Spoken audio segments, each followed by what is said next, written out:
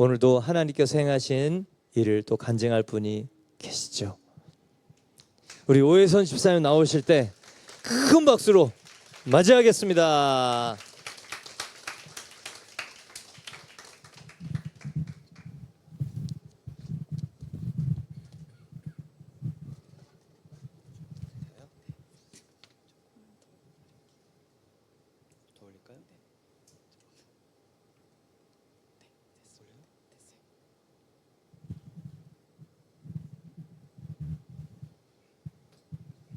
안녕하세요. 청년부를 섬기고 있는 오해선 집사입니다.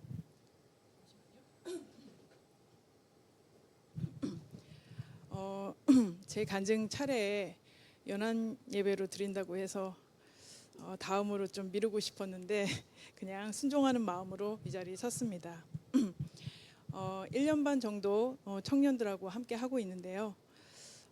저는 저의 이제 청년 시절을 자주 떠올리게 됩니다.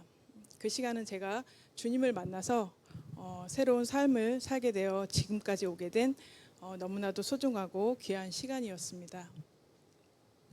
오늘은 그 가운데 고난 중에 만난 하나님이란 제목으로 짧게 간증하도록 하겠습니다. 저의 어린 시절은 너무나 평범했습니다. 특별히 초등학교 때 기억이 남는 것 두 가지가 있는데요. 좋았던 기억으로는 새벽 기도를 하시던 엄마를 따라서 교회를 갔던 일입니다. 특별한 이유도 없이 그냥 좋았던 것 같습니다. 또 한 가지 기억은 야고보서 1장을 암송하는 전교인 성경 암송대회에 나가서 단 한 절만 하고 하얗게 되어가지고 내려왔던 기억이 있습니다. 그 일로 인해서 지금까지 야고보서 1장 말씀은 제 평생에 기억에 남아서 생명의 양식이 되어주지만 또 한편으로는 또 울렁증이라는 무대 공포를 저를 또 이렇게 무섭게 따라다니면서 괴롭히는 부작용도 있었습니다.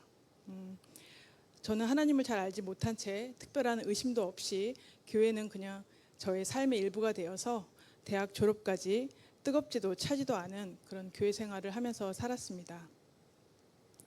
그러던 어느 날 아버지의 사업이 부도를 맞게 되면서 가정이 어려움을 겪게 되었습니다. 그때 비로소 저의 신앙이 분명해졌습니다. 그동안 열심히 교회를 다니며 섬겼는데 하나님이 어떻게 우리 가정을 이렇게 하실 수 있나 하는 생각에 하나님을 원망하기 시작했고 결국 하나님의 존재에 대한 의심으로 저는 교회를 떠나게 되었습니다. 그러나 얼마 지나지 않아서 불편한 마음을 견딜 수 없어 하는 수 없이 다시 교회를 제 발로 찾아가게 되었는데요. 그곳에서 저는 하나님의 은혜로 이전과 다른 새로운 삶이 시작되었습니다. 새로 가게 된 교회 첫날 새가족 모임에서 사모님께서 말씀을 전해주셨는데 그 말씀이 요한복음 15장 말씀이었습니다.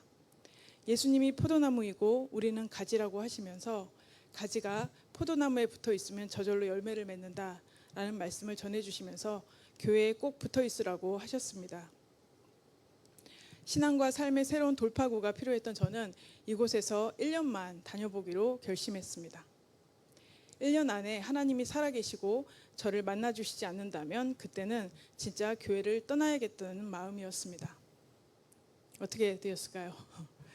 1년이 못 돼서 주님을 만나는 은혜를 경험하게 되었습니다. 어느 날 요한복음 14장 6절 말씀, 예수께서 이르시되 내가 곧 길이요 진리요 생명이니 나로 말미암지 않고는 아버지께로 올 자가 없느니라 라는 말씀이 제 마음에 온전히 믿어지게 되었습니다. 그동안 교회를 다녔지만 한 번도 성경을 제대로 읽어본 적이 없었고 하나님을 만나야 한다고 하는데 하나님을 어떻게 만나는지 몰랐던 저에게 오직 예수님만이 길이고 진리고 생명 되신다는 말씀, 오직 예수님을 통해서만이 하나님을 만날 수 있다는 말씀이 저에게 복음으로 다가왔습니다. 예수님이 십자가에서 모든 것을 다 이루셨으니 이제 예수님만 믿고 살면 되겠구나 하는 감사함과 기쁨에 주체할 수 없는 눈물이 쏟아졌습니다. 그때부터 청년부에 속하여 집과 직장 그리고 교회만 오가며 모든 생활을 교회 중심으로 살아가게 되었습니다.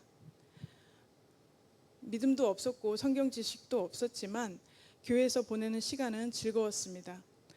공동체에 속하여 함께하는 것만으로도 참 행복했습니다. 단기 선교의 경험은 다른 세상을 보게 되는 아주 소중한 시간들이었습니다. 무엇보다 저는 그곳에서 남편인 김종현 집사도 만나게 되었습니다. 저희는 많은 분들의 축복 속에 요한복음 2장 가나의 혼인잔치 말씀을 붙잡고 결혼을 했고, 주 안에서 시작하는 만큼 믿음의 가정의 모델이 되고 싶었습니다. 또한 선교하는 가정이 되면 좋겠다라는 막연한 꿈을 꾸며 결혼 생활이 시작되었습니다.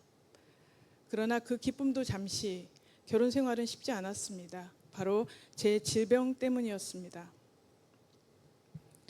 결혼 전에 어느 날 한쪽 무릎이 아프고 부어서 병원에 갔더니 색소 육모 결절성 활액막염이라는 진단을 받게 되었습니다. 이름도 길고 생소한 이 병은 희귀병으로 무릎에 생기는 양성 종양이었습니다. 의사 선생님은 수술만 하면 되고 지금까지 100명 중에 4명 정도만 재발했으니 걱정하지 않아도 된다고 저를 안심시켜 주었습니다. 저는 의심 없이 제 인생에 처음으로 수술을 했고 결과도 좋았습니다. 가벼운 수술인 줄 알았는데 전신 마취를 해야 했었고 꽤 고통스러웠던 기억이 납니다. 한 가지 좋았던 기억이라면 그때 교제 중이었던 김종인 집사가 저에게 병원비를 하라고 봉투를 주었는데 열어보니 70만 원이었습니다. 완전수 70을 생각하며 주었다고 했습니다. 그리고 청구서를 받아보니 병원비가 69만 9천 원이었습니다. 그때도 참 멋있는 청년이었습니다. 그렇게 수술을 하고 다음에 결혼을 해서 첫 아이를 낳고 저는 안타깝게도 그 선생님의 재발의 기록을 갱신하는 환자가 되고 말았습니다. 다시 무릎은 부어올랐고 병원을 가니 이전과 똑같은 상황이 되어 있었습니다. 급하게 1살 된 첫째 아이를 두고 2번째 수술을 했는데 이번에는 더 악화되는 상황이 되어버렸습니다. 다른 방법이 없어서 또다시 3번째 수술을 진행했는데 이번에는 더 악화되는 상황이 되어버렸습니다. 그래서 3번째 수술을 진행했는데 아주 잘 되어서 다시 건강한 삶을 살 수 있게 되었습니다. 선생님은 수술 후 2년 정도 특별한 증상이 없으면 완치되었다고 보면 된다라는 말씀도 해주셨습니다. 그 이후 둘째 아이도 주셔서 감사한 마음으로 살고 있는 어느 날 안타깝게도 저는 또다시 재발하는 고통을 겪어야 했습니다. 병원을 갔더니 이제는 더 이상 수술이 어려운 상태가 되어버렸습니다. 그날은 정말 많이 울었던 기억이 납니다. 이런저런 방법을 찾고 있던 중에 한 분을 통해서 송기철 장로님 책 중에서 고맙습니다 성령님이라는 책을 소개받아 읽게 되었는데요. 그 책에 선한목자교회에서 치유 집회를 시작했던 내용이 적혀 있었습니다.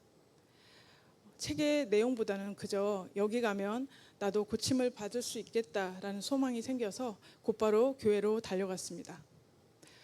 그곳에서 너무나 놀라운 기적들이 일어나는 것을 보면서 나도 시키는 대로 하면 치유가 일어날 거라는 소망을 가지고 매주 참석했습니다. 그러나 여기저기 치유되었다고 간증하는데 저에게는 아무 일도 일어나지 않았습니다. 언제나 소망을 가지고 갔지만 집으로 돌아오는 길은 절망뿐이었습니다. 그런 시간이 계속되는 2008년 어느 날 집회에서 장로님께서 저에게 말씀하셨습니다. 무릎으로 인해 하나님과의 관계가 막혀 있습니다. 하나님께서는 자매님의 무릎이 아닌 자매님에게 관심이 있으십니다. 라고 말씀하시는 것이었습니다. 저는 그때 이 말씀이 무슨 뜻인지 전혀 이해하지 못했습니다. 오직 치유받는 것만이 저의 목적이었고 다른 것에는 관심이 없었을 뿐만 아니라 설교하시는 말씀도 하나도 들리지 않았습니다. 그렇게 아무 일도 일어나지 않는 집회에 참석하는 것이 점점 힘들어지고 있을 때 또 한 번의 말씀을 듣게 되었습니다. 그 말씀은 지금까지도 제 인생의 목적이자 방향이 된 말씀이었습니다. 자매님이 주님을 온전히 섬기기를 원하십니다. 라는 말씀이셨습니다. 처음에도 이번에도 여전히 치유에 대한 말씀은 없었습니다. 그러나 그때부터 저는 조금씩 치유보다는 그 말씀의 의미를 찾기 위해 갈망함이 생기기 시작했습니다. 점점 다리는 더 아파가고 급기야 걷는 것도 불편해지기 시작했습니다. 그때 남편이 중국 심양으로 발령이 났고 저는 불편한 다리와 아이 둘을 데리고 난생 처음으로 중국 심양으로 가게 되었습니다. 그곳은 척박한 땅이었습니다. 물론 목사님이 계셨던 단동과는 비교가 안 되지만 그래도 쉽지 않은 곳이었습니다. 저는 그곳에서 한인교회를 섬기며 좋은 목사님과 성도들 그리고 선교사님들과 교제하며 많은 위로와 은혜를 받았습니다.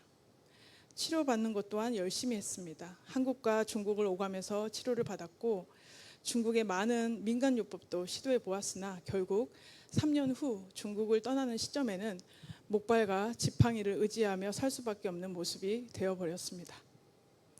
심양에서 마지막으로 저에게 다리에 손을 얹고 기도해 주셨던 목사님 역시 저에게 이것은 복이 될 것이다 라는 말씀만 주실 뿐이었습니다.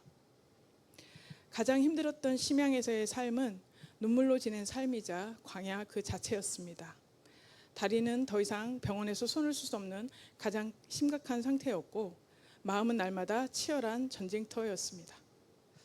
그러나 돌이켜보면 영적으로는 주님과의 1대1 만남이 시작된 가장 축복의 장소였습니다. 오직 예수님만 바라볼 수밖에 없는 곳이었기 때문입니다. 저는 그곳에서 한 선교사님의 묵상에 도전을 받아서 하루에 한 장 성경을 읽고 묵상을 하기 시작했습니다. 매일매일 성경 한 장과 그 장에서 은혜 받은 말씀을 뽑아 일기를 쓰며 나의 마음을 있는 그대로 주님께 고백하고 내 생각인지 주님의 생각인지 알 수 없지만 모든 것을 기록하기 시작했습니다. 그러던 어느 날 제 마음 깊은 곳에서 한 음성이 들렸습니다. 딸아, 너는 이미 다 나았어. 의심할 수 없는 하나님의 음성이었습니다. 그토록 많이 들었고 붙잡고 기도했던 이사야 53장 5절 말씀과 베드로전서 2장 24절 말씀이 내 마음에 온전히 믿어지기 시작했습니다. 그날 이후 저는 내 안에 계신 성령님과 교제하기 시작했고 모든 시간에 성경을 읽으며 살기 시작했습니다. 내 몸에는 어떤 치유도 변화도 일어나지 않았지만 누가 뭐라 해도 나는 이미 나은 사람이라는 것을 확신했습니다. 이미 하늘에서 모든 말씀이 이루어졌고 이제 그 말씀이 이 땅에서 이루어지고 나타내도록 기도해야 한다는 사실이 깨달아졌습니다.